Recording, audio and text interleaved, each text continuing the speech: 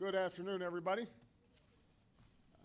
Yesterday, before votes were tallied, I shot a video that some of you may have seen in which I said to the American people, regardless of which side you were on in the election, regardless of whether your candidate won or lost, the sun would come up in the morning.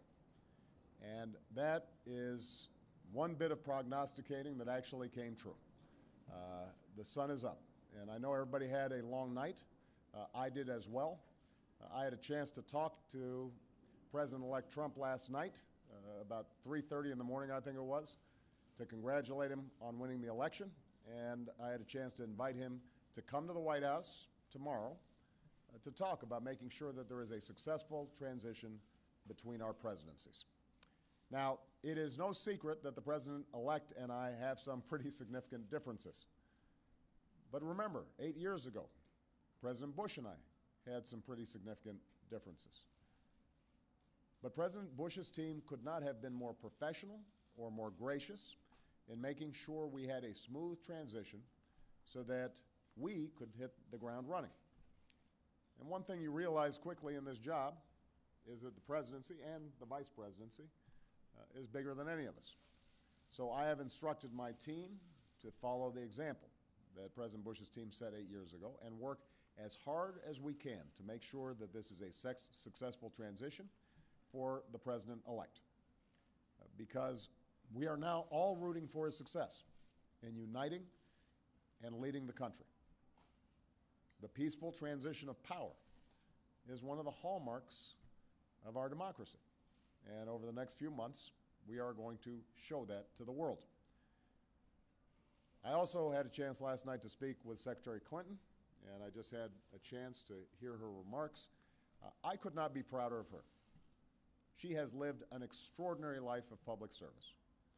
She was a great First Lady. She was an outstanding senator for the state of New York, and she could not have been a better Secretary of State. I'm proud of her. A lot of Americans look up to her. Her candidacy and nomination was historic and sends a message to our daughters all across the country that they can achieve at the highest levels of politics.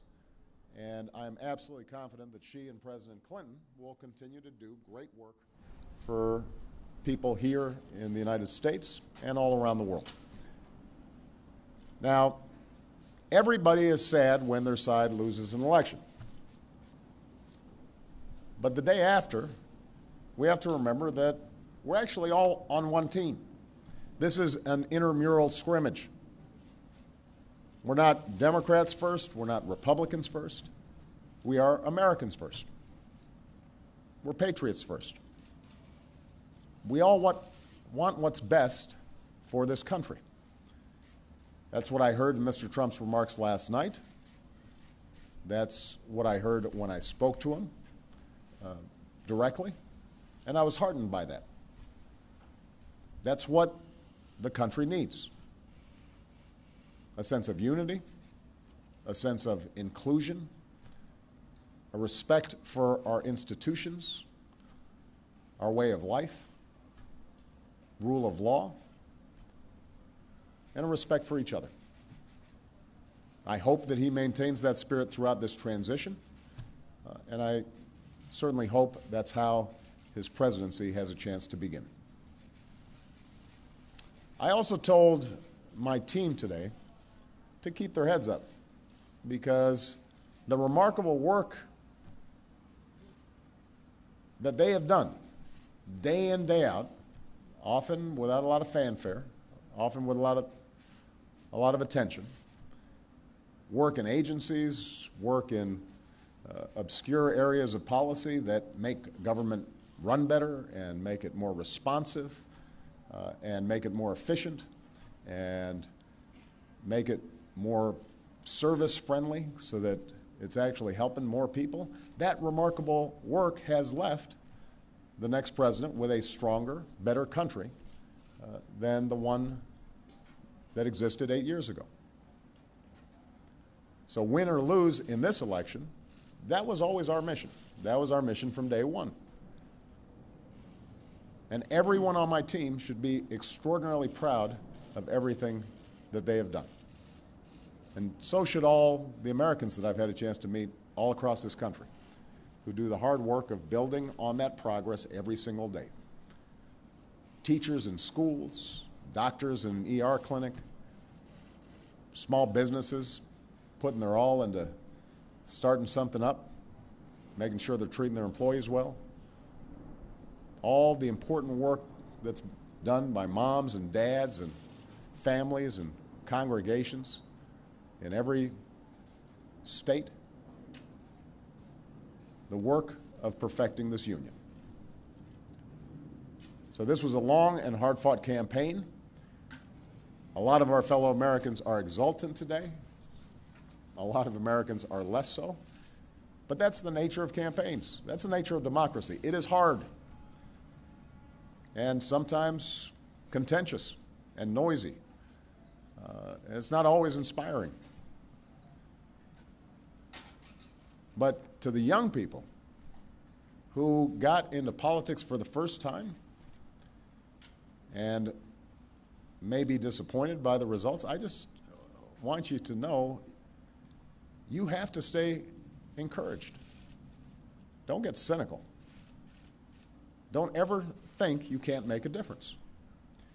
As Secretary Clinton said this morning, fighting for what is right is worth it. Sometimes you lose an argument. Sometimes you lose an election. You know, the path that this country has taken has never been a straight line. We zig and zag, and sometimes we move in ways that some people think is forward and others think is moving back. And that's okay. I've lost elections before. Joe hasn't, but, you know. So I've been sort of sharing. Remember, you beat me badly. That's the way politics works sometimes. We try really hard to persuade people that we're right. And then people vote.